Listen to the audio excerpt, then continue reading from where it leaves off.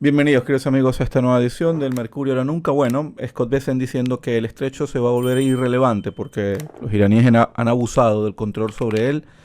Y de eso y mucho más vamos a hablar hoy con mi querido amigo Jesús Ruiz de el canal El Crack del 23. Vamos a conversar sobre esta tormenta perfecta que aparece ahora con el problema en Japón y por supuesto con Irán, ¿no? Que ha desordenado los mercados petroleros y le ha subido el costo de la energía a muchos países.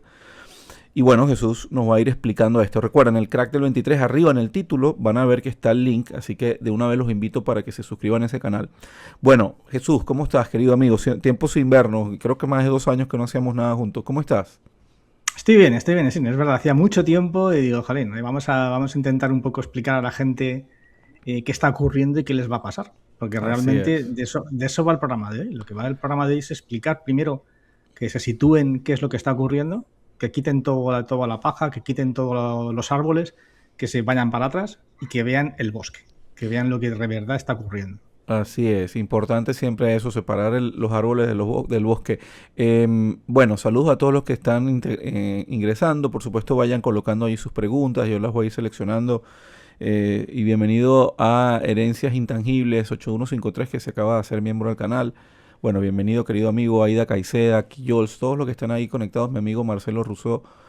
Bueno, danos para empezar, eso si te parece, un diagnóstico de lo que general, de lo que estás viendo, dónde estamos parados y después vamos a ir dando punto por punto. Yo por aquí ya tengo listo, por supuesto, unos gráficos que me pediste que colocáramos como apoyo, pero adelante con Sí, danos un diagnóstico general de la situación. vale, vale, estamos viviendo momentos históricos, ¿vale? En el mundo actual, en el sistema actual, se han producido tres cambios fundamentales, tres cambios profundos. ¿De acuerdo? Históricamente se han producido digamos, cambios sistémicos. El primero es en 1944, en julio de 1944, en la conferencia de Bretton Woods, se produce el gran cambio sistémico que instaura nuestro sistema actual, ¿vale? En el cual Estados Unidos ejerce como la gran superpotencia con el dólar como moneda de reserva mundial, anclada al oro. ¿Vale? En esa conferencia se decide que Estados Unidos el dólar será la moneda de reserva global y que se fijará un cambio de 35 dólares por onza. Ese es el gran primer cambio sistémico que instaura a Estados Unidos como imperio, ¿vale? Como imperio dominador, sobre todo en el bloque occidental, ¿vale? Y que instaura una serie de mecanismos económicos, como son el Banco Internacional y son el Fondo Monetario Internacional, que se dedican fundamentalmente a prestar dinero a los países más pobres, a los países importadores, ¿vale? Para paliar su déficit y permitir de esa forma que Estados Unidos pueda eternamente endeudarles y eternamente empobrecerles. ¿Vale? Ese es el primer cambio y la primera razón de por qué Sudamérica, por qué América Latina se empobrece. Se empobrece fundamentalmente por las decisiones que se toman en julio de 1944. El segundo cambio sistémico o el segundo punto importante de la historia económica que podemos analizar es en la era Nixon, ¿vale? En los años 70, cuando Nixon acaba con el sistema basado en oro, en el patrón oro que se había instaurado en 1944, y decide ponernos a todos en el sistema Fiat. Lo hace porque el déficit de Estados Unidos llega a un momento que es monstruoso, con la guerra del Vietnam. Nadie se cree ya que una onza de oro sean 35 dólares, ¿vale? Y entonces no le queda más remedio que deshacer eso, deshacer el cambio que hasta ese momento existía, de tú podías cambiar 35 dólares por una onza de oro. Ese es el segundo cambio sistémico. Y se acerca el tercer cambio sistémico, ¿vale? Podríamos hablar de que 2008 es también una fecha importante, ¿vale? Porque es la fecha en la que el sistema económico decide abrazar la hiperdeuda actual, ¿vale? Es la fecha en la que después de la crisis de las hipotecas subprime, los bancos quedan totalmente inundados de deuda basura y el sistema les rescata toda la banca mundial y lo hace endeudándonos a todos, ¿vale? Deciden socializar las pérdidas y entonces lo que hacen es instaurar un sistema en el cual cada gobierno va a emitir deuda a cantidades industriales, ¿vale? Y con esa deuda van a rescatar el sistema de los bancos, van a rescatar a todos los bancos, pero a cambio nos van a meter a todos en una hiperdeuda. Y nos acercamos al cuarto, o sí, podríamos decir tercero o cuarto cambio importante, cambio sistémico, que es el actual. El actual cambio sistémico es el fin o el principio del fin del control de Estados Unidos sobre la distribución de la energía, ¿vale? Estados Unidos es el máximo productor de petróleo y de gas, pero no es, ahora mismo, hasta ahora, controlaba también los medios de distribución. Con la guerra de Irán, se produce un cambio. Se produce un cambio porque en ese momento Estados Unidos ya no puede garantizar el control absoluto de todas las rutas. Al no poder garantizar Hormuz y no poder garantizar el Mar Rojo, se está produciendo, digamos, una destrucción de su poder. O si lo quieres ver de esta forma, ya el sistema, los países, ya no ven a Estados Unidos como una potencia brutal que te puede castigar en caso de que tú no le compres el petróleo en dólares, que de eso va esta guerra.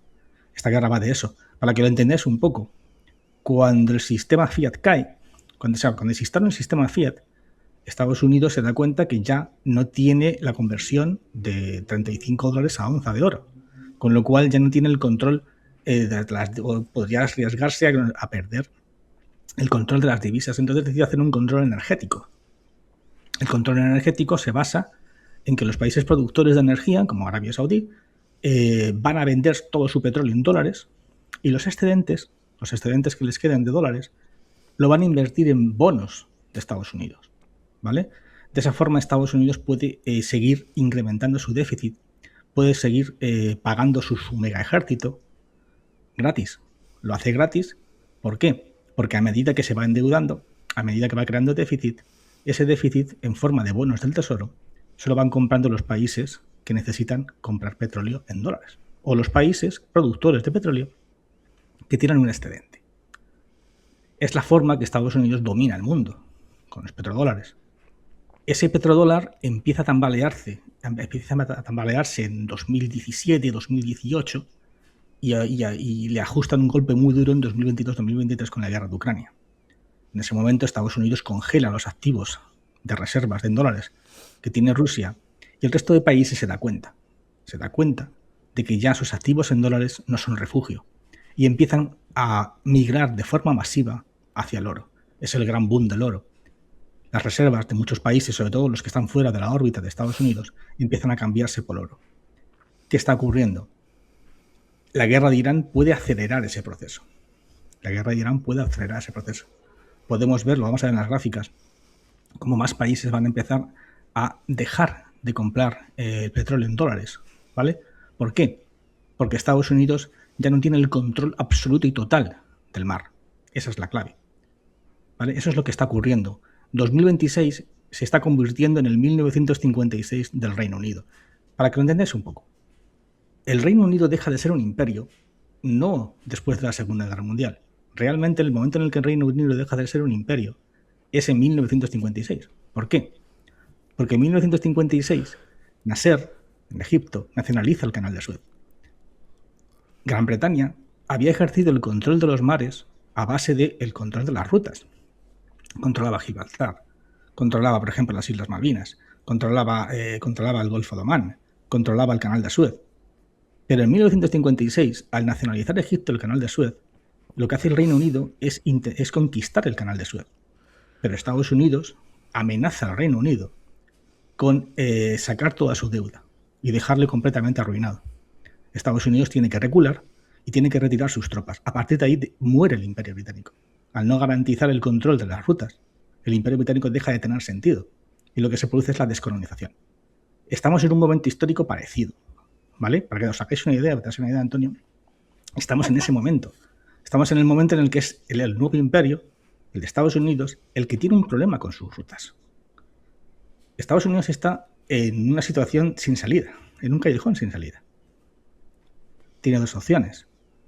Firma la paz con Irán y claudica y reconoce que el Golfo que Hormuz es de Irán. En ese caso, si hace eso, va a perder prestigio, va a reconocer que ya no controla el mar, va a reconocer que ya no controla las líneas de distribución de la energía y va a provocar una salida en masa. Poco a poco, no te voy a decir que mañana, pero va a provocar una salida en masa de la deuda que tiene, de los bonos en dólares, de la mayoría de las reservas de los países. La otra opción va a haber una guerra eterna. Iríamos en una guerra total. Intentas conquistar, intentas a la fuerza hacerte con el control absoluto de Irán y de la zona del Oriente Medio. El problema que si haces eso es que entras en déficit. ¿Por qué? Porque eso significaría un gasto brutal en armamento. Necesitarías desplegar a tu ejército, necesitarías garantizar la conquista total de Irán y entrarías en una situación en la que tendrías que imprimir tanto dinero y tendrías que generar tanto déficit que los inversores atacarían tu deuda y te llevarían a una crisis de deuda. Entonces Estados Unidos está entre la espada y la pared. Si va a una guerra total, se arriesga una crisis de deuda. Si firma la paz, también se arriesga una crisis de deuda por pérdida de poder y de hegemonía y porque muchos países van a empezar a vender sus bonos que tenían porque tenían que comprar el petróleo en dólares. Esa es la situación. No sé si me he explicado un poco. Sí, por supuesto que sí. Ya nos diste, digamos, tu visión sobre cómo llegamos aquí, ¿no? Desde el punto de vista histórico. Y por supuesto, bueno, nacen un montón de preguntas. Hay unas que tienen que ver con la frustración general de muchas personas que dicen, bueno, sí, esto es cierto, Jesús, pero si se salen de los bonos del tesoro, ¿a dónde van? ¿Qué alternativa hay? Pero bueno, eso lo vamos a ir viendo.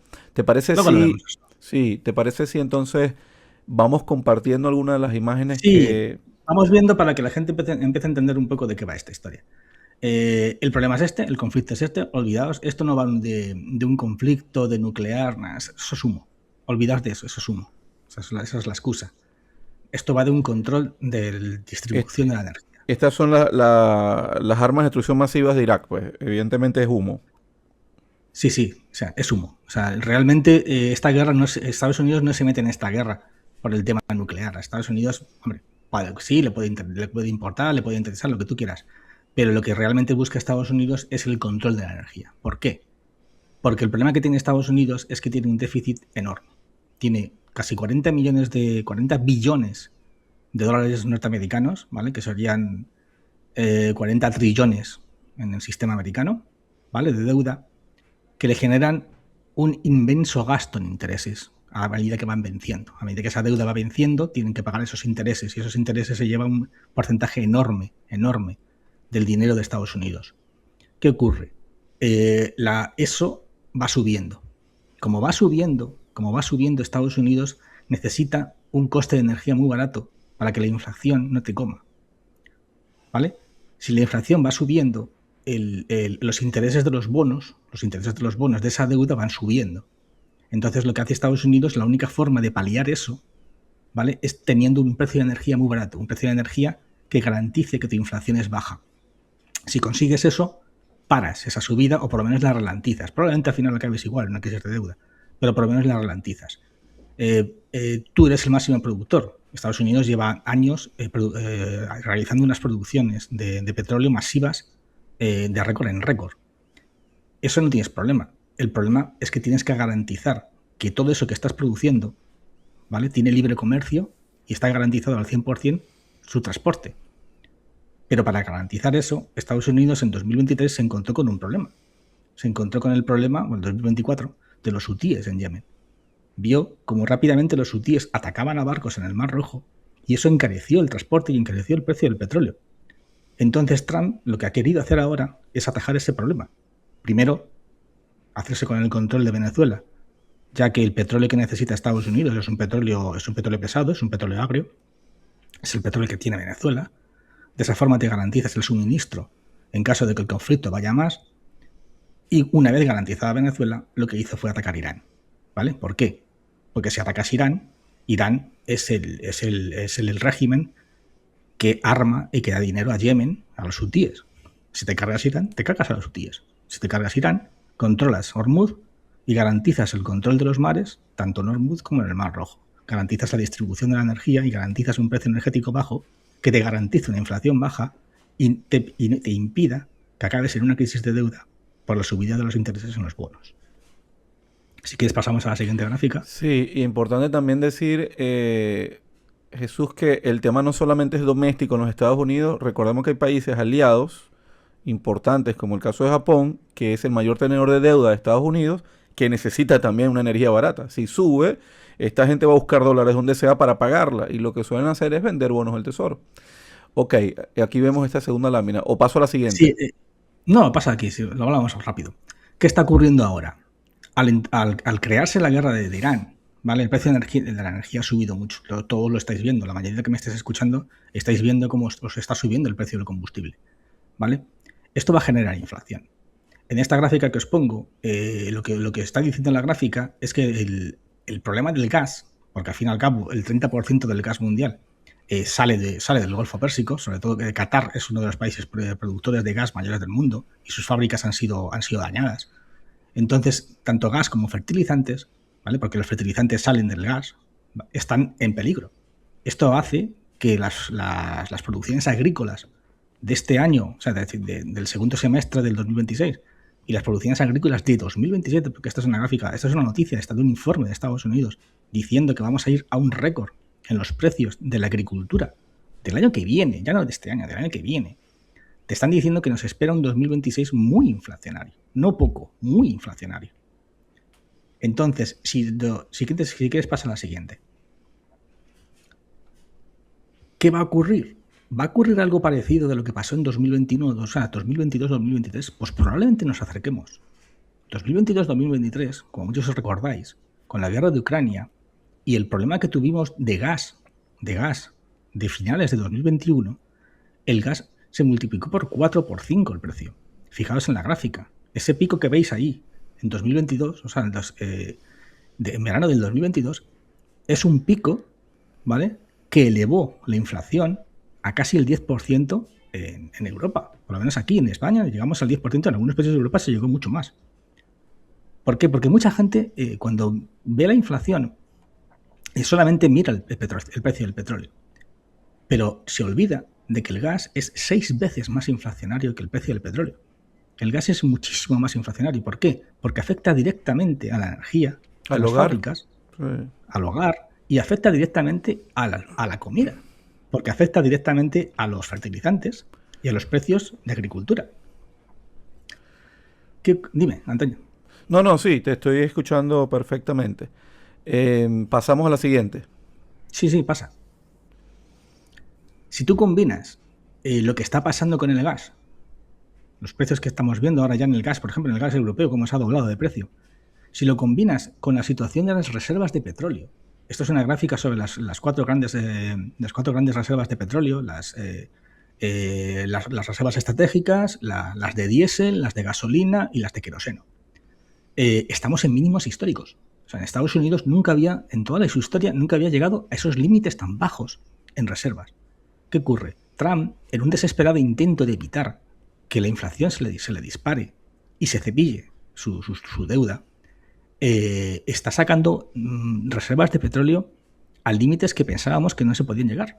O sea, las reservas estratégicas han atravesado ya los 300, que era un mínimo simbólico que se pensaba que no se podía bajar de ahí. Se pensaba que estructuralmente tú no podías bajar los tanques donde están, o los yacimientos donde están las reservas de petróleo, no podías bajar de ahí porque te arriesgabas a que técnicamente no pudieras obtener más petróleo.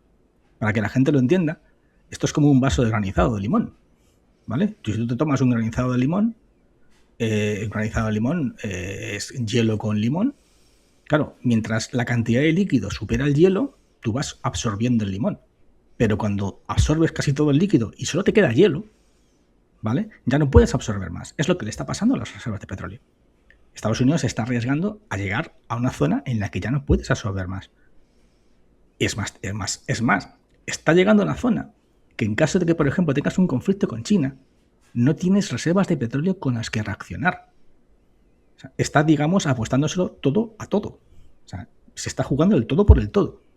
¿Hasta dónde llegará? No lo sabemos nadie, porque estamos en un escenario que nunca me había visto. O sea, yo nunca había visto las reservas de petróleo mundiales tan bajas. Pasa a la siguiente, si puedes. Vale, para que veáis lo que está ocurriendo, el mercado, ¿vale? Que es el Bren. No sé si se ve bien la imagen arriba. Esta es una gráfica que está puesta el precio del Bren y el precio del diésel. Hasta hace poco iban de la mano. Cuando el Bren bajaba, bajaba el diésel. Cuando el Bren subía, subía el diésel. Pero ya no lo está. El diésel va en una dirección distinta al Bren. ¿Por qué? Porque estamos empezando a llegar a los límites de reservas de diésel mundiales. Como está ocurriendo eso, aunque Trump ponga un tuit y consiga que el precio del petróleo baje, al diésel está empezándole a dar igual lo que diga Trump. Y está empezando a subir independientemente de que Trump diga que va a llegar a un acuerdo final de paz o lo que le dé la real gana. Y eso está provocando que el diésel suba. Por lo menos en España estamos ya mucha gente viendo como los depósitos de gasolina están ya a 2 euros el litro. No sé en México cómo está el tema de la gasolina, Antonio. Ahí me lo puedes contar tú. Sí, aquí hay una regulación de precios, o sea, el gobierno intenta intervenir para que no se salga de control, pero bueno, yo desde que llegué, fíjate, cuando yo llegué, yo llenaba, o sea, un litro costaba entre 18 y 19 pesos, ya va por 28 prácticamente, Madre mía. 27,97, y está controlado, o Madre sea, mía. está Subvencionado. subvencionado, sí, por el Estado. Por cierto, eso genera problemas con Déficit. el... Sí, no, y genera problemas con las élites petroleras, de la venta aquí de la energía. Pero bueno, por lo menos la gente no lo siente tan fuerte por esa subvención. Ok. Ajá, paso a la siguiente, ya va. Sí, sí. Ok. Vale, entonces, con todo este panorama, ¿qué va a ocurrir? ¿O qué está pasando? Vale. Como el precio de la energía ha dejado de ser barato y cada vez se está incrementando más, esto está golpeando a la deuda mundial, a la deuda de todos los países. Es decir, todos los bonos, todos los intereses de todos los bonos de todos los países están subiendo con fuerza. ¿Por qué? Están subiendo con fuerza porque las expectativas de inflación son altas. Si la inflación va a ser alta, en algún momento los bancos centrales van a tener que subir tipos. Si van a subir tipos, para que yo te compre tu deuda, tú me tienes que subir los intereses de la deuda. Vale. Yo he puesto lo del 7% en esta gráfica porque entiendo, creo, que el 7% es una cantidad tan brutal en intereses de la deuda que prácticamente haría que los estados empezasen a quebrar uno a uno. Entonces, si llegamos al 7%, es cuando la cosa se pondría muy tensa y muy fea. Y veríamos crisis y crack en prácticamente la mayoría de los países del mundo. Entonces, aquí pongo la gráfica para que nos demos todos cuenta de cuánto nos queda, cuánto nos falta, cuánto tiempo tenemos. Si lo veis ahí, veréis, por ejemplo, que el Reino Unido, en su bono de 30 años, está solo a 131 puntos básicos de alcanzar el 7. Ahora es menos, porque esta gráfica la hice hace unas semanas. Ahora creo que está en el 5,78 o por ahí. O sea, ahora le deben de quedar unos 120 puntos. A Estados Unidos le quedan 188 en esta gráfica, que no es la correcta, porque Estados Unidos en estas semanas ha aumentado los intereses, ¿vale? Y está ya en el 5,22. Así que le quedan 168. A Japón le queda más, pero es que Japón va a toda velocidad, luego hablamos de Japón. Y Alemania, que está regulada por el Banco Central, sí, le quedan 333, pero también avanza. Es decir, parece como que el primero de la lista que se pegará el tortazo es el Reino Unido. ¿Por qué? Porque tiene un déficit monstruoso. El Reino Unido, al salirse del Brexit, no le han ido las cosas tan bien como esperaba y tiene ahora mismo un déficit de más del 5% en sus cuentas. No hace más que titular primeros ministros, no sé, cada vez que te levantas por la mañana hay un nuevo primer ministro en el Reino Unido y cada vez parece más claro que va a ser uno de los candidatos, por eso está puesto en rojo, a ser el primero en pasar por la paralela, ¿vale? Si hacemos el símil como paralela de un barco pirata, pues aquí el primero. Ahora bien, ¿dónde está el verdadero problema? O el verdadero miedo en Japón. Como tú que has puesto aquí en esta gráfica, estos son los intereses de las deudas de Japón. Los intereses de la deuda de Japón están disparados. Japón, hasta hace un par de años, sus intereses casi eran cero. ¿Vale? Durante casi 30 años, Japón era una inversión segura porque su deuda no subía. Los intereses de su deuda estaban en deflación continua y no subía nada. Prácticamente era cero, o menos uno. ¿Qué ha pasado? Al producirse la subida del precio energético, el escenario ha cambiado. El precio energético ha generado inflación en una isla, como es Japón, y entonces su moneda se ha devaluado. El yen japonés, en apenas unos años, ha pasado de 110 a 163 el cambio con el dólar. Se ha devaluado casi un 40-50%. Eso es muchísimo. Eso es muchísimo. Esa devaluación ha generado inflación. Los vigilantes de la deuda, como yo los llamo, o como los llama el sistema, al decir cómprame deuda, han estado pidiendo cada vez más intereses, como veis la gráfica. Cada vez más, cada vez más, cada vez más. Porque ya no se fían de Japón. Japón ha perdido su estatus de deuda segura. ¿Qué está ocurriendo? Japón, digamos que es una especie de cristal donde podemos ver el futuro. Gracias a Japón, a lo que le está pasando a Japón, podemos predecir qué nos va a pasar a nosotros. ¿Por qué? Porque está metido en una trampa de deuda. Es decir, los intereses de los bonos van subiendo, van subiendo, van subiendo. El Estado, para impedir que suban más, lo que hace es comprar deuda, ¿vale? El Banco de Japón, para impedir que los intereses suban, lo que hace es comprarla. Compra deuda, pero para comprar deuda tienes que imprimir, tienes que darle a la impresora. Tienes que imprimir yenes. Si imprimes yenes, devalúas tu moneda. Hace unos días, no sé si lo has leído o lo has visto, Estados Unidos hizo un rescate al yen, ¿vale? Supuestamente Trump dijo que era por buena voluntad. No era por buena voluntad. ¿Qué es lo que ocurre? Si el yen se devalúa mucho, se va a generar más inflación. Si se genera más inflación, los inversores extranjeros van a pedirte a ti, Japón, que le des más intereses. Esos intereses van a subir. ¿Por qué a Estados Unidos le preocupa que los intereses de la deuda de Japón suban? Pues porque Japón es el máximo poseedor de deuda de Estados Unidos. Vale, Japón es un país envejecido, muy envejecido. La mayoría de la gente tiene su dinero, sus ahorros en fondos de inversión o en fondos de pensiones. Y esos fondos de pensiones están indexados a deuda de Estados Unidos. Pero están indexados a deuda de Estados Unidos cuando la deuda japonesa era 0. Pero ahora la deuda japonesa es del 4%. Ahora, esos fondos les renta más dejar que los bonos estadounidenses venzan y comprar bonos japoneses. ¿Por qué? Porque el bono japonés se compra en yenes. No tienen que hacer el cambio de divisa.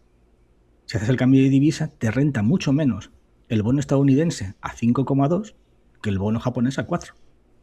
¿Qué significa que tu máximo comprador te deje de comprar, Antonio? ¿Qué te pasa si tu máximo comprador te deja de comprar? Bueno, te quedas sin recursos.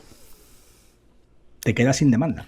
Y si la demanda de los intereses de tu deuda baja, tú, Estados Unidos, que estás endeudado hasta las trancas, que debes dinero a todo el mundo, no te puedes financiar. Entonces, sí, como no te puedes financiar... Cuando decimos financiar, no tienes cómo pagar a tu ejército, no tienes cómo pagar los entitlements, el Medicare, el Medicaid, los sueldos de tus empleados públicos, etcétera, etcétera. Exacto. Los intereses te suben, te van subiendo, tú tienes que sacar impresora, tienes que inyectar liquidez en el mercado. Vale.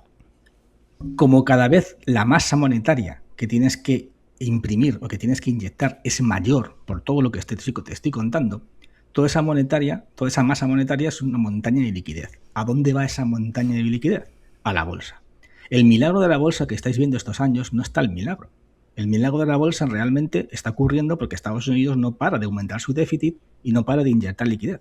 Y esa liquidez es absorbida por la renta variable. O sea, no estáis viendo ningún milagro. Estáis viendo sinceramente lo que está sucediendo. Una causa-efecto de tener que pagar la deuda monstruosa que tiene ahora mismo Estados Unidos. Si quieres pasamos a la siguiente. Es importante decir, solamente para subirle, digamos, o agregarle un pequeño matiz a lo que dice Jesús, que a los planificadores centrales de Estados Unidos les interesa que la bolsa suba porque hay mejores ingresos fiscales. Recuerden que ellos tienen un problema de dominancia fiscal. Entonces, si la bolsa baja, baja el ingreso fiscal también. De manera que aquí están metidos en un círculo vicioso. Si una cosa explota, la otra explota más duro y la otra explota más duro. Entonces, claro, están jugando como malabaristas, que hemos explicado siempre. No pueden dejar que la bolsa caiga demasiado porque caen los ingresos fiscales. Si caen los ingresos fiscales, pues la credibilidad, por supuesto, es menor. Es más difícil vender los bonos. Los bonos suben de rendimiento. Esto es todo un círculo vicioso, una telaraña de elementos que por cierto, antes de que nos vayamos te voy a hacer la pregunta, que yo sé que te la han hecho, pero yo te la voy a hacer, es ¿cómo que no se ha caído el sistema hasta ahora? Es tan sofisticado que no se ha terminado de caer, pero eso lo vamos a dejar más adelante. Entonces, porque hay mucha gente que está vaticinando pues la caída, pero se sigue alargando y alargando y nada que llega. Ok, vemos aquí ahora los mercados Esto es, globales. esto es la cantidad de deuda que tiene cada país de Estados Unidos, ¿vale? Esto es el Tesoro de Estados Unidos, ¿quién tiene esa deuda? En rojo es Japón. Como podéis ver, Japón es el máximo comprador. Durante los últimos años, había sido también China. China y Japón habían sido los dos países que habían ido financiando a Estados Unidos. ¿Qué ha pasado estos últimos años? Que China se ha ido. Como estáis viendo, China es la línea verde. Y China eso, ha cogido. sí, eso que no está comprando ahora de bonos, lo está comprando en oro. Exacto. China está cambiando sus reservas. Bueno, no solo China, bastante más países más. Pero China está cambiando sus reservas que tenía antes en dólares. Antes, hasta hace unos años, no hace mucho, 7, 8 años, prácticamente todos los países del mundo tenían, la mayoría de sus reservas las tenían en dólares. Luego lo vemos en otra diapositiva. Lo tenía en dólares, no lo tenía en oro. Ahora lo están cambiando. Están dejando que vendan los bonos de Estados Unidos y lo están cambiando por oro. Eso es un golpe brutal de Estados Unidos. Estados Unidos, el imperio de Estados Unidos, se fundamenta, sus cimientos, es la posibilidad de endeudarse e incrementar su déficit eternamente a cambio de que el resto de países se lo compre, ¿vale? Es decir, es como si yo te digo, me voy a ir de vacaciones al Caribe, ¿vale? Y el viaje me lo van a pagar los vecinos, ¿vale? Eso es lo que hace.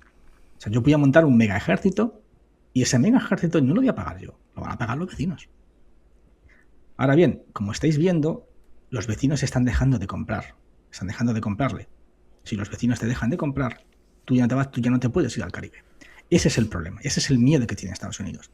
El miedo que tiene Estados Unidos es que los países dejen de almacenar bonos de Estados Unidos para comprar el petróleo en dólares. Si el precio del petróleo se deja de comprar en dólares, si la red que está creando China con Rusia y con Irán acaba teniendo éxito y se crea una red paralela donde un porcentaje grande del petróleo mundial deja de venderse en dólares, muchos países van a dejar de tener deuda, van a tener que dejar de tener deuda en bonos de Estados Unidos porque ya no te va a hacer falta. Es muy sencillo. Yo antes tenía deuda de esta gente o tenía reservas en divisas de dólares porque la única forma de comprar, de pagar el petróleo era con dólares. Petróleo, petróleo y otros bienes y servicios, pero digamos que el petróleo es el más importante, petróleo y gas. Exacto. Entonces, lo que tenéis que tener claro todos es eso. O sea, esta no es una guerra por una nuclear o por... No. Esta es una guerra fundamentalmente por quién me compra a mí el petróleo en dólares. De eso va esta historia. Y lo de Venezuela tampoco es solo por el suministro de Venezuela, porque eso es un suministro que se deterioró tanto que no se va a recuperar en 2 días, eso va a tomar mucho tiempo, pero lo más importante es que evitan que Venezuela lo poco que vendía o lo mucho que vendía lo haga en otra moneda que no sea dólares. Es decir, claro, el mensaje es, no quiero que me vendan la energía en otra moneda que no sea dólares, que se mantenga, digamos, ese esquema que viene del 70 y pico. Claro, okay. es un mensaje de zapatilla. Es un mensaje de, oye, el que intente meterse en la red de esta gente, como ha intentado Venezuela, que sepa que le espera la zapatilla. Así de sencillo. Sí. Vale, esto es para que veáis un poco lo que está sucediendo. En azul era la tenencia en las reservas mundiales que tenían los países de dólares. En amarillo, la tenencia en las reservas mundiales que tenían los países en oro. ¿Ves el cambio? ¿Ves cómo, sobre todo, se ha acelerado a partir del 2017-2018? Se acelera y el dólar empieza a bajar y el oro empieza a subir. Esa subida, esa bajada del dólar y subida del oro es el comienzo de esta red paralela que está empezando a dejar de usar dólares y está cambiando sus reservas de dólares a oro. Y este gráfico explica perfectamente lo que venimos explicándole a las personas aquí durante 7, 8 años, que una vez que estas tendencias arrancan, pues es muy difícil que se volteen y que por eso una parte de sus ahorros debería dejar de estar en moneda fía e irse a activos duros, entre ellos el oro y la plata. Pero bueno, sí, excelente, te escucho. Disculpa que te interrumpí. No, esto es para que la gente entienda un poco la situación actual y dónde estamos. Sí. ¿Vale? Porque lo que estamos es en ese punto que donde esa línea amarilla sigue subiendo sin parar y esa punta azul está bajando. ¿Y qué es esta guerra de Irán? Esta guerra de Irán es un intento desesperado por parte del imperio de impedir que esa línea azul siga bajando. No os hagáis líos, va de eso. ¿Vale? Exacto. Va de impedir esto. Esto es otra gráfica más sobre el intercambio de dólares, el uso del dólar, para que veáis lo que está ocurriendo, para que veáis cómo se ve clarísimamente en la gráfica como ese porcentaje que había llegado al 65, casi 65% a principios de 2000, está ahora en el 40%, ¿vale? Ahí se ve claramente cómo va disminuyendo el poder del dólar a medida que se le van escapando esta red alternativa o estos países que están empezando a dejar de tener dólares o dejando vencer la deuda de Estados Unidos y cambiándola por oro. Es otra gráfica más, esta es de Bloomberg, ¿eh? Ni siquiera no estoy poniendo gráficas que te cojo de China o de... No, esta es de Bloomberg. Vale, esto es una gráfica del sistema Ponzi para que mucha gente entienda de qué va esta historia.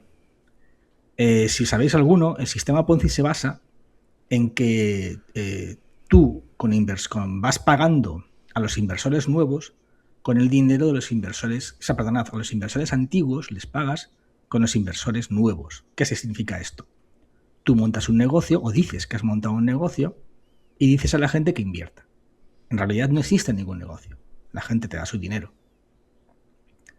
Y tú le dices a la gente, a los primeros que te dan el dinero, les dices, en un año o en 6 meses te voy a devolver un 30%. Porque el negocio me va a generar un 30% de beneficio. Pero es mentira. El negocio no genera nada. Lo que ocurre es que los nuevos inversores te van dando su dinero. Y de ese dinero que te dan los nuevos inversores, tú le das el 30% a los viejos inversores. El sistema de deuda actual es muy parecido. Es muy parecido porque ha entrado en un sistema Ponzi. Ha entrado en un sistema en que los nuevos inversores, los nuevos compradores de deuda, realmente están usando su dinero para pagar los vencimientos de la vieja deuda. Pongo este símil para que entendáis por qué el sistema se arriesga a este crack, a esta crisis de deuda sistémica, porque han creado un sistema Ponzi en realidad. Han montado un sistema donde si financian o gastan o impiden su gasto no solamente con los impuestos de la gente, sino con la deuda. Con la deuda antigua pagan la deuda nueva. Jesús, ¿y puedes explicar a la gente de manera sencilla este juego que hace Scott Bessent con la emisión de deuda de poca duración? Es decir, ellos han cambiado un poco la filosofía y le están dando prioridad a los bonos de más corta duración. Esto es un poco otra herramienta, digamos... Sí, hay mil, claro. Otra faceta de la ingeniería financiera, como intentarle alargar la vida al sistema, han cambiado la estrategia, ¿no?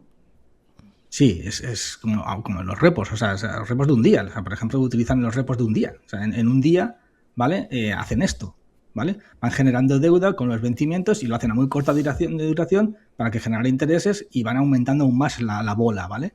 Para que os hagáis una idea, estamos en récord absoluto, récord histórico en cuanto a dinero en deuda.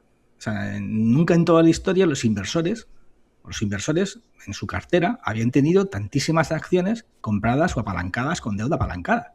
Prácticamente todo es deuda. Si tú haces una radiografía del dinero que hay metido en la bolsa, te das cuenta que prácticamente todo es deuda, es todo sumo. No es dinero de contado, pues es mucho apalancamiento. Es todo apalancamiento, es todo humo, realmente dinero como es. Mira, creo que hay una gráfica, no sé si la puedes pasar. La siguiente gráfica me parece que es. Esta es. Esta gráfica te va a quedar clarísimo, Antonio, todo. Sí, esta yo la expliqué en un reporte del Grupo Los 50. Está buenísima esta gráfica. Adelante. Es buenísima, porque en amarillo es la cantidad de oro mundial. En rojo, en negro, la liquidez, el dinero que han impreso.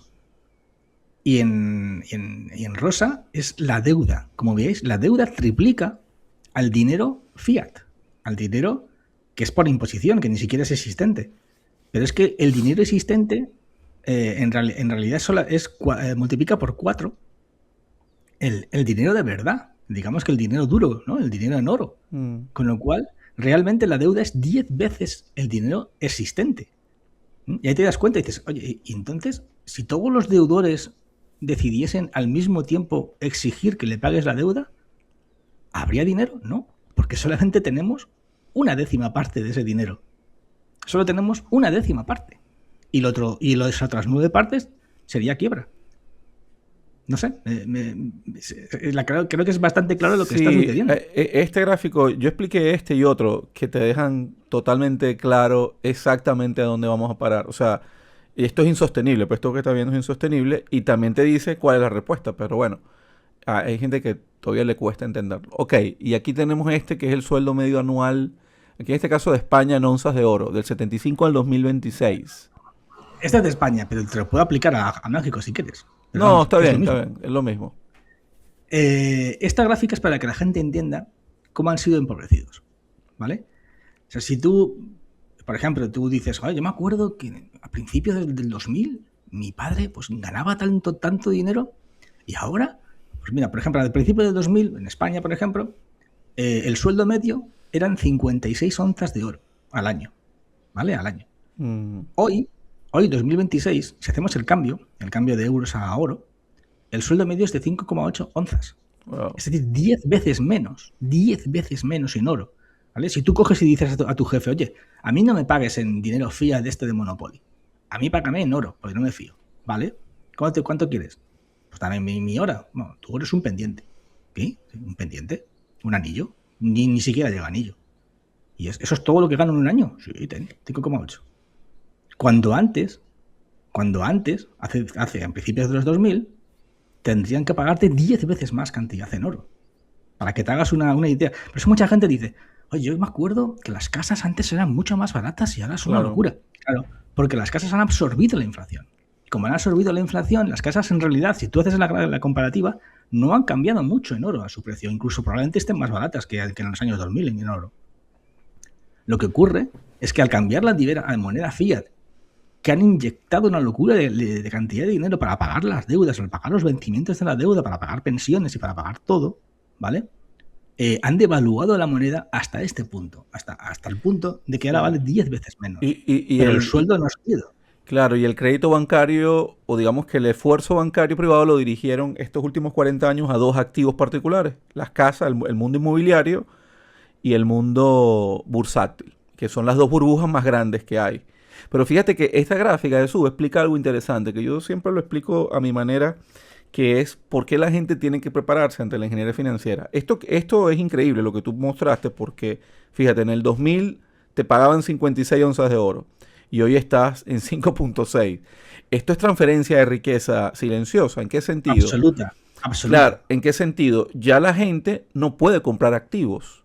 ¿Y quién compra el activo? Bueno, ustedes deben recordar el efecto Cantillon. El que está cerca del poder, los bancos, los políticos, las corporaciones, todos estos tipos que trabajan haciéndole cosas al gobierno, los que hacen las carreteras o lo que sea, estos son los que están cerca del poder. Cuando ellos van a imprimir dinero, esta gente es la que recibe esas grandes cuotas y esa gente sale a comprar activos, los que sea, incluso hasta oro.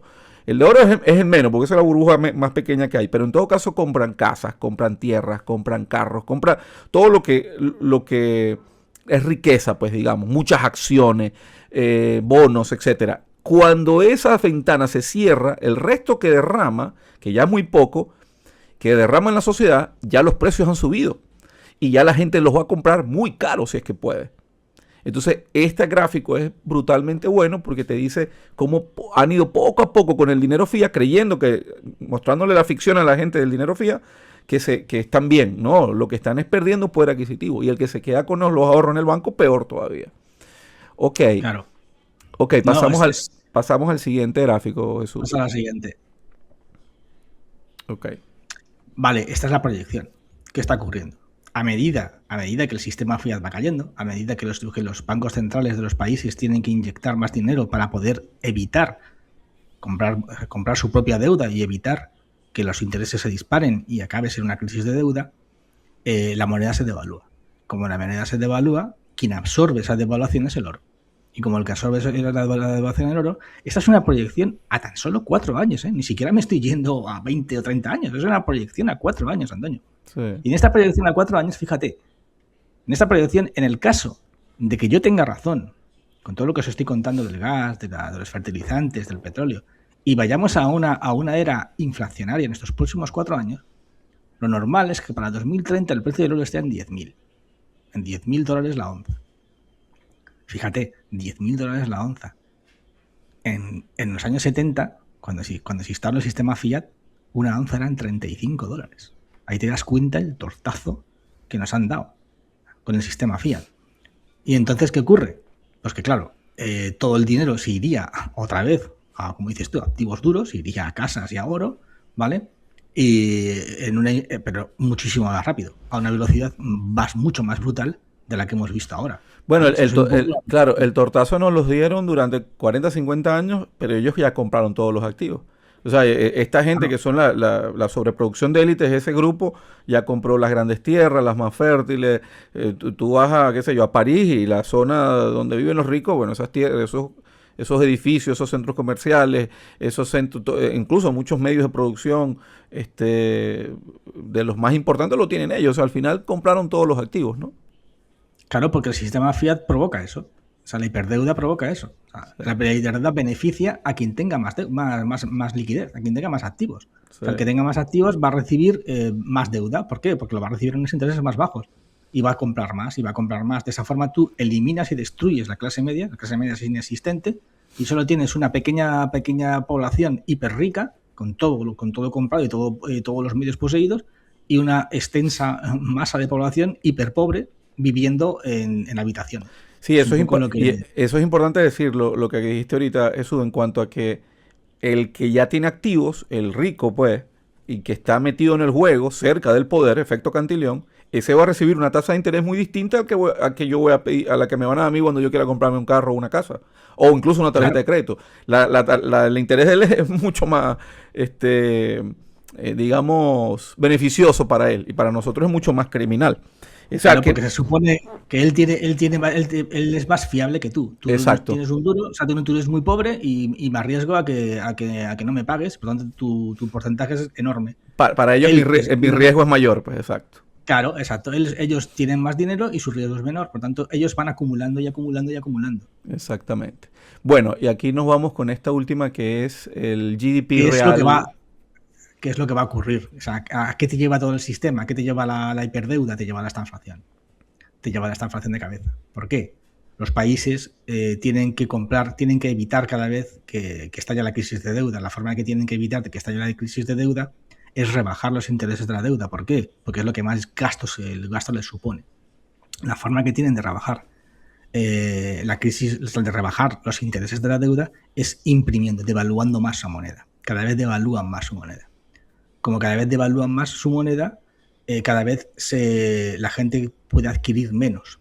Cada vez puedes comprar menos, porque cada vez todo eso es más caro. Lo puedes ver en el menú McDonald's o en el menú Burger King o en lo que quieras. Vas viendo cómo cada vez te cuesta más. Cada vez puedes comprar menos porque tu sueldo no sube a la misma velocidad. Este proceso es tan rápido que a ti no te da tiempo. O sea, no te da tiempo a actualizarte. O sea, tu sueldo, por ejemplo, la inflación en México, no sé cuánto ha subido, pero pongo un caso.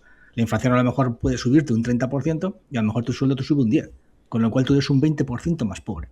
Al ser un 20% más pobre, compras menos. Como compras menos, el sistema produce menos. Como produce menos, necesita menos mano de obra.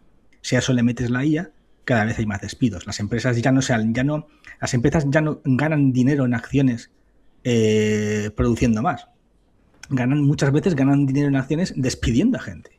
Sí. Muchas empresas, hemos visto, despiden a 3.000 personas, a 20.000 personas, y de repente sus acciones suben. Sí, increíble. Cuando antes era al revés. Cuando antes, si una empresa despedía a 20.000 personas, sus acciones bajaban porque pensabas que tenía problemas. Ahora te felicitan. Has hecho muy bien en despedir a 20.000 personas. Bueno, y la recompra de acciones, ¿no? Que ha sido también parte de su subida, muchas veces artificial, ha sido... Claro, como todo es deuda, las empresas ya no necesitan subir por producción. Sacan prestado y recompran acciones. Claro, o sea, tú ya no tienes por qué fabricar. O sea, imagínate, antes tú subías porque vendías más. Ya no necesitas vender. Coges... Fíjate, disculpa. Coges, te metes en deuda, te recompras acciones y con eso sube el valor de tu empresa. Como sube el valor de tu empresa, te das cuenta que realmente lo que necesitas es que los intereses sean bajos. Claro. Con los intereses bajos obtienes más deuda y por tanto tu empresa gana dinero solamente con los intereses. Por eso mucha gente me dice, pero ¿cómo puede ser que estemos en esta situación de inflación y la bolsa se dispare? Porque a la bolsa le da exactamente igual la inflación. Hace 20 años no, pero ahora a la bolsa le da igual. A la bolsa lo único que le importa es que los bancos centrales no suban tipos. ¿Por qué? Porque si encarecen la deuda que usan para recomprarse acciones, entonces sí tienen un problema. Y por esa misma razón no les interesa que Japón suba tasas de interés porque le cortan otro mecanismo de financiamiento donde sacan barato allá, que es dinero gratis, y lo trasladan al mundo a comprar acciones gringas, pues básicamente. Entonces, si ellos endurecen tasas allá, se le hace más caro el dinero y por supuesto es menos oportunidad. Y fíjate interesante lo que dice Jesús en cuanto a que al final estamos montados sobre un sistema hiperfinanciarizado donde la riqueza es ficticia, porque no es que la bolsa sube porque se están creando más bienes y servicios, que es la idea original. Es decir, la idea original de la bolsa que nació hace 300 años en Holanda, en Países Bajos, era eso: bueno, dame tu dinero, yo lo voy a invertir en una empresa, lo vamos a poner una empresa que está empezando y esa empresa va a tomar tu dinero y va a contratar más gente, va a poner más sucursales, va a crear más bienes y productos. Pero ahora no, o sea, ahora la gente le da el dinero, pero no es que están creando más bienes y productos. Están simplemente recomprando acciones o usando pues toda la ingeniería financiera que hay a la mano para crecer artificialmente. O sea, estamos montados en un castillo de naipes. Siempre hay gente que la bolsa es un invento extraordinario que ayudó en gran parte del capitalismo a crecer muy rápido, que después se haya distorsionado y hemos parado donde estamos hoy es otra cosa. Jesús, fíjate que hay 5 caminos fundamentales. Yo soy de la creencia que hoy estamos básicamente en uno de ellos, pero y vamos a otro. Pero fíjate, una forma de arreglar esto es austeridad pura, pero eso es políticamente muy duro. El otro es un default, yo creo que descartado. El otro es un crecimiento muy alto con inflación, pero por lo que estamos viendo, bueno, no es posible porque parecía que iba a empezar a crecer Estados Unidos y llegó la guerra. Y la otra es represión financiera, que es la que yo creo en la que estamos, y posteriormente una gran hiperinflación. ¿Qué piensas de las opciones que tiene el sistema para resetearse o para mantenerse? Pues que probablemente tengas tu razón en la última. ¿Por qué? Porque los políticos van siempre a priorizar el gasto en pensiones. Por ejemplo, en Europa, ¿vale? Europa es una sociedad muy envejecida, que tenemos una enorme masa de dinero destinada a las pensiones y no pueden coger y hacer represión. O sea, no pueden coger y decidir rebajar, por ejemplo, hacer una quita y rebajar el porcentaje de dinero que destinan a las pensiones. Eso no lo pueden hacer. Austeridad, porque la gente se le va a molestar y van a perderían las elecciones. Entonces, ¿qué es lo que van a hacer? Inflación. O sea, la salida es la inflación. La salida es ir comprando a medida que va sucediendo 2 vías. Una, intentar que el imperio siga consiguiendo un petróleo barato, ¿vale? Intentar apostar a porque Estados Unidos va a conseguir mantener un precio del petróleo por debajo de los $70. Si lo consigue, vas a aliviar un poco la inflación. Si consigues aliviar un poco la inflación, tú vas a poder seguir aumentando tu déficit, vas a poder seguir comprando deuda y controlando los bonos. Si eso no lo consigues, si no consigues eso, entonces la única vía que te queda es la vía japonesa, que es en la que está Japón, que es devaluar tu moneda, que es lo que le está pasando a Japón. Por eso Japón lleva devaluando su moneda en 2 años de una forma rapidísima. Claro, porque no tiene otro camino. Sí, pero ellos tienen unas condiciones muy especiales, porque claro, también exportan mucho, son acreedores del mundo, su deuda realmente es interna, pero un paísito muy especial. Pero fíjate, yo soy de lo que pienso eso, y tú corrígeme, que en este momento estamos viviendo represión financiera, que básicamente estos tipos están monetizando la deuda, el sistema está absorbiendo la deuda, los tipos de interés los mantienen relativamente bajos o negativos, y la inflación está subiendo, pero moderadamente. Eso erosiona el valor real de la deuda. Entonces, este camino es muy bueno para ellos porque no exige recortes visibles de gasto ni subidas brutales. Es como un robo lento, pues, a los ahorradores. Ellos están redirigiendo el ahorro de la gente. Pero esto no puede durar para siempre porque en el fondo no está corrigiendo ni el problema y se está empeorando. O sea, tú lo que estás es pateando la lata. Y yo creo que tarde o temprano van a tener que usar posiblemente un episodio muy violento de hiperinflación, que no va a durar, lo van a intentar hacer lo más breve posible, pero va a ser muy duro para ir más o menos, intentar resetear de nuevo, empezar de nuevo, ¿no? No sé qué piensas tú. Sí, a ver, el camino que están haciendo les ha funcionado. El camino es, vamos a intentar mantener una inflación del 3%, para que de esa forma esa inflación del 3%, que no es nuestro objetivo es el 2%, ¿vale? Vamos a mentir, vamos a decir que el 3 está bien, vamos a decir que el rosa es realmente un amarillo. Antes era el 2, ahora es el 3. Sí. Claro, el 3 es el nuevo rosa, el nuevo 2, y de esa forma ese 3 se va a ir comiendo la deuda. ¿Por qué? porque como yo voy a ingresar mucho más vía impuestos, ¿vale? Al subir la inflación un 3%, ese 1% de más es muchísimo más dinero que me va a llegar, eso va a incrementar el PIB, y como la relación del PIB con la deuda va a bajar, yo voy a poder sacar pecho y decir que he bajado la deuda. Ese es el truco. Pero el truco te funciona si tienes una energía barata. Claro. Si el gas y el petróleo se disparan y provocan que los alimentos suban un 8%, por ejemplo, o el transporte suba un 6%, tu sistema, tu idea fantástica y maravillosa se viene abajo. Se viene abajo porque entonces la inflación se te va al 8% o al 7%. Los inversores, rápidamente, los vigilantes de los bonos, se lanzan a tu cuello y te exigen que el bono a 30 años ya no me lo vas a poner al 5, ahora me lo vas a poner al 7. ¿Por qué? Porque la inflación la tienes al 8. Sí, y por eso es que ustedes ven, amigos, al secretario del Tesoro hablando tanto de Hormuz. O sea, se supone que él debería encargarse de las cuentas del país. Pero él se mete ya en la conversación de Hormuz diciendo, no, eso no va a durar mucho. O ya estamos llegando a un acuerdo. Ya nos vendió 3 veces que ya iban a llegar a un acuerdo. Porque él sabe, que es el que maneja los números, que su gran enemigo es un petróleo alto. O sea, un precio de petróleo muy alto. De hecho, vamos a ver este video para que vean lo que él dice. No, Hormuz, eso va a quedar obsoleto. Sí, eso puede quedar obsoleto, pero faltan por lo menos 10 años para que Hormuz quede obsoleto. Veamos lo que dice. Hay quienes han especulado que el estrecho nunca volverá a ser como era antes. ¿Qué diría usted? Yo diría, yo tomaría, creo que lo dicen de una manera apocalíptica. Yo lo diría de otra forma. El estrecho nunca volverá a ser como era, porque los iraníes lo han usado o han intentado usarlo como un punto de estrangulamiento. Lo que vamos a ver en los próximos 2 años es que el estrecho se volverá irrelevante. Se convertirá simplemente en otro cuerpo de agua. Y yo diría que más del 50 o 70% de la energía que se mueve a través del estrecho ahora pasará por oleoductos subterráneos. Eso está muy bien, pero esos son planes para 10 o 15 años. Claro. Jesús, y además, sí. para que eso funcione, necesitas también acabar con la amenaza de los hutíes. Porque, claro, esos oleoductos, ¿a dónde desembocan? Desembocan al Mar Rojo. ¿Vale? Entonces, si los hutíes luego son capaces de destruir los petroleros que salen del canal de Suez, como ya lo han hecho el otro día, como hicieron hace poco, tampoco garantizas el suministro a través de esos oleoductos. Que de eso va esta historia. Por eso he puesto estos 2 puntos. Porque no es solamente el tema de Hormuz, está también el tema del Mar Rojo. Entonces, ese discurso se cae. Jesús, yo quisiera aprovechar el programa, ya estamos llegando un poco, acercándonos al final, pero a mí me gustaría que tú usaras un rato para que le explicaras a la gente. Hay mucha gente que está esperando una solución mágica. Yo me doy cuenta por los comentarios. Siempre hay un grupo de personas. Tú sabes que yo hago mucho trabajo con los American Optimists y los American Fatalists. Los optimistas de Estados Unidos y los pesimistas de Estados Unidos. Y yo me doy cuenta que hay mucha gente que ni siquiera tiene que estar en ninguna de esas 2 categorías, pero ellos entienden o creen que mágicamente esto se va a solucionar. Ellos dicen, no, es que Estados Unidos siempre ha sido el imperio, el dólar es lo mejor que hay, y tranquilo, ellos van a conseguir una salida.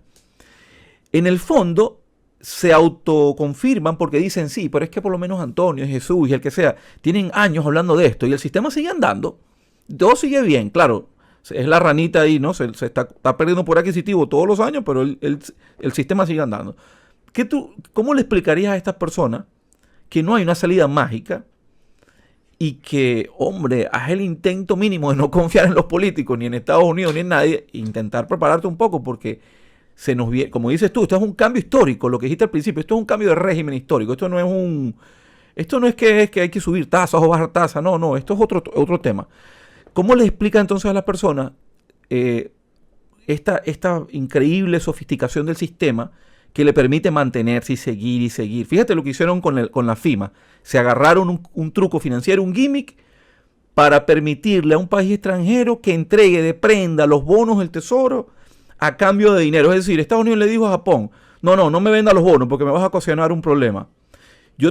Dámelos en prenda. Yo te voy a dar dinero, que son euros, y tú vas a salir a comprar yenes. Y después tú me pagas más adelante.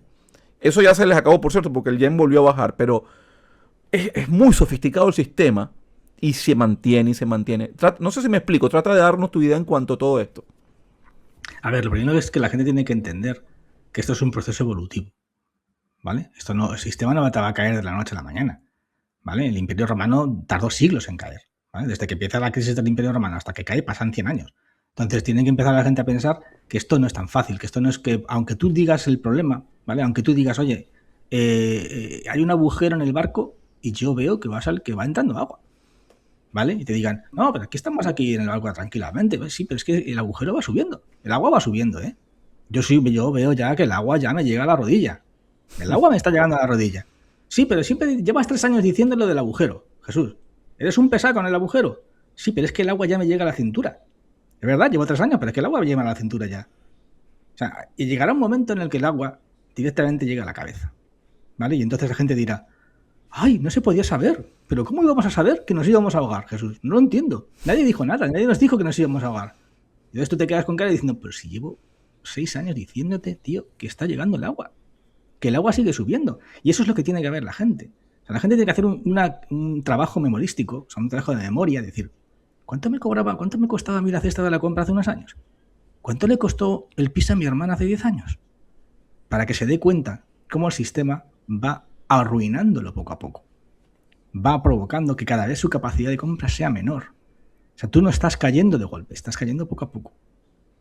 Y al final... el lado positivo de eso, disculpa que te interrumpa, Jesús, es que es poco a poco y también lo poco que tengas para protegerte te está dando el chance de que te proteja. O sea, te está diciendo, mira, no se va a caer de golpe, pero puedes ir haciendo cosas poco a poco para que cuando ese proceso te vaya debilitando menos rápido, pues en todo caso, o estés preparado para la siguiente fase de una mejor forma, porque va poco a poco.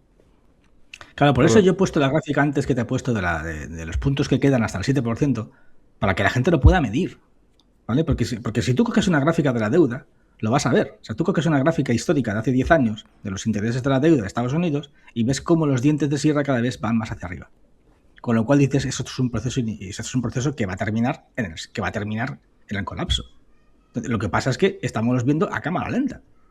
Entonces, claro, ponte la gráfica, infórmate, mira, y cuando veas que la gráfica que te he puesto llega a 0, cuando veas que el Reino Unido se acerca al 7%, preocúpate, y preocúpate mucho. Eso es lo que le digo a la gente. ¿Quieres una referencia?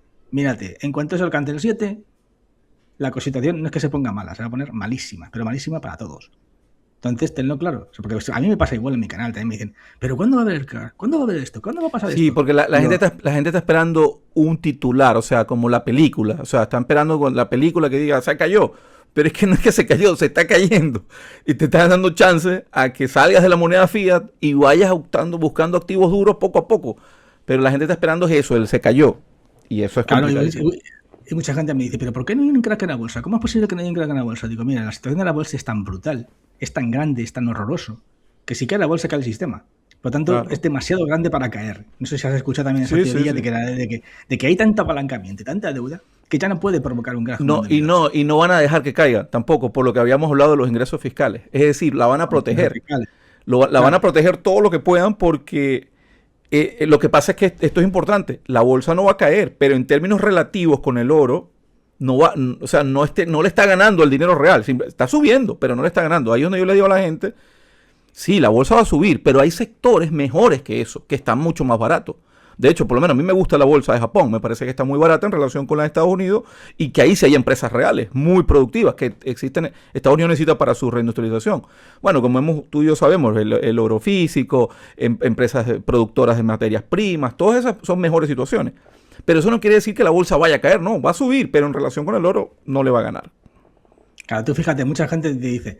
Pero es que ¿cómo consiguen? Cógete la gráfica que te he puesto de la peseta y el euro y de cómo iba bajando tu dinero en oro y ahí ves cómo lo han conseguido. ¿Cómo lo han conseguido? Mediante devaluación. Llevan 20 años devaluándote. Llevan 20 años empobreciéndote. ¿Y cómo no me he dado cuenta? Porque te lo han hecho lentamente. Jesús, y hay otra cosa también que a mí me ocasiona, o sea, me cuesta mucho explicar solo a las personas, que es que fíjate, nosotros entendemos, muchos creemos que el culpable es Estados Unidos, no sé qué, porque ideologizamos el tema, ¿no? Pero fíjate lo que pasó con Japón. Si Estados Unidos no sale a hacer lo del FEMA, ¿verdad? Y deja que Japón vendiera bonos del tesoro, vamos a quedar claro, el sistema está tan interconectado, tan fuertemente interconectado y tan lleno de deuda, que en el fondo lo que hizo Estados Unidos fue evitar una desestabilización. O sea, ellos no son nuestros secuestradores, pero al mismo tiempo hacen cosas que que evitan temporalmente una supercrisis que va a destabilizar a mucha gente, muchas empresas van a fracasar, van a despedir un montón de gente. No sé si me explico, es tan complejo el sistema que los propios secuestradores hacen cosas para que se mantenga la situación relativamente estable. Entonces, Claro. Porque el dólar la gente cree que es solo una moneda. No, el dólar es un sistema, es una infraestructura y que se ha venido consolidando durante 50, 60 años. Entonces Mira, ya no es un tema de buenos y malos en el fondo. Sí, te escucho. está tan interconectado que a ti no te hace falta mirar el precio del petróleo para saber que ha bajado. Solamente mirando los intereses de los bonos ya sabes si ha subido o bajado. Tú vas y si tú ves que el interés del bono a 30 años de Estados Unidos de repente estaba en 5,25 y está a 5,18, es porque el precio del petróleo ha bajado. Está también tan interconectado, ¿vale?, que cualquier subida o bajada del precio del petróleo inmediatamente se traduce en una subida o bajada de los intereses de la deuda. Eso es para que la gente entienda hasta qué punto el problema de la energía es ahora mismo de primer orden en el mundo.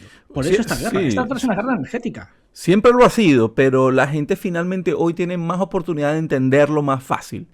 En el sentido de que, hombre, siempre ha sido así. La energía barata tiene un significado. La energía cara tiene otra, pues. Así de simple. Lo que pasa es que ahora es que tenemos como que más señales. Yo estoy explicando estos temas, Jesús, bueno, tú lo sabes, del 2018, 2019. Yo me acuerdo que gente que decía, oh, ¿por qué hablas tanto del petróleo? ¿Por qué hablas tanto del oro?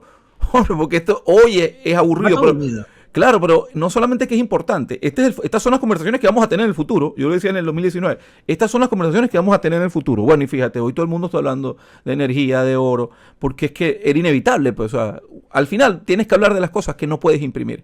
Cuando el sistema llega a este punto, tú vas a hablar de las cosas que no puedes imprimir. No puedes imprimir oro, no puedes imprimir energía. Ya lo del dólar, pues, dará hasta donde tenga que dar, pero... Claro, y no puedes imprimir petróleo, que eso es lo que está ocurriendo ahora. No puedes imprimir petróleo. ¿A dónde, para irnos, Jesús, a dónde crees que va a parar todo esto, ya para terminar, y qué consejos le das a la persona? Lo primero que le digo es, ojalá todo lo que estamos hablando no tengamos razón.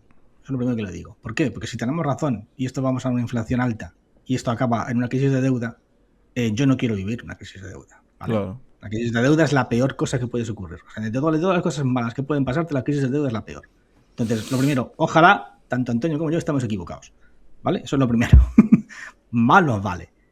Lo segundo, si damos por hecho todas las gráficas, si damos por hecho todo lo que está pasando, si el conflicto de Irán continúa y al final acaba en una paz, o lo que sea, para mí Irán es una especie de Vietnam 2.0, acaba en una situación en la que Estados Unidos tiene que acabar reconociendo el control de las aguas por parte de Irán, que es lo que pienso que va a ocurrir. Estados Unidos ya no va a poder garantizar esa energía barata. Con lo cual, probablemente acabemos yendo a un sistema en el cual la inflación va a ir cada vez siendo mayor. Ya no vamos a hablar del 3, vamos a empezar a hablar del 4. ¿A dónde nos va a llevar? Nos va a llevar a esta inflación.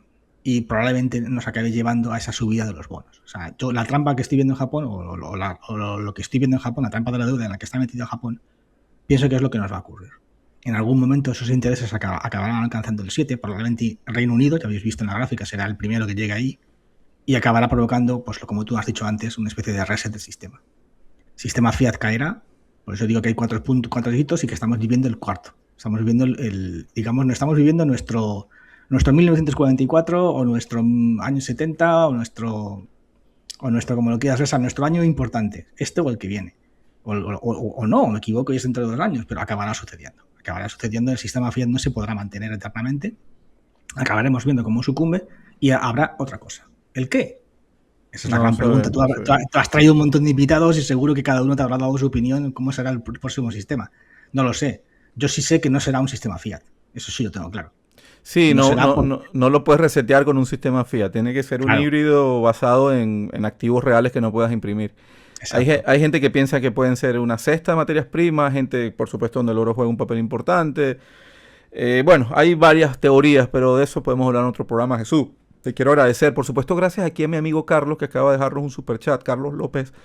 Gracias. Y por supuesto, bueno, les prometo que cada vez que podamos traigo a Jesús para hablar de estos temas. Vamos a pedirle a Jesús que, bueno, nos venga a visitar siempre. Y les pido también que, miren, ahí abajo dice @el crack del 23. vayan no solamente al Twitter, vayan al YouTube también, que es su canal. Somos canales hermanos. También está en Telegram. Y como dice Jesús, nosotros no queremos el colapso, no nos interesa, a nadie le interesa, pero a nosotros menos todavía. Porque no...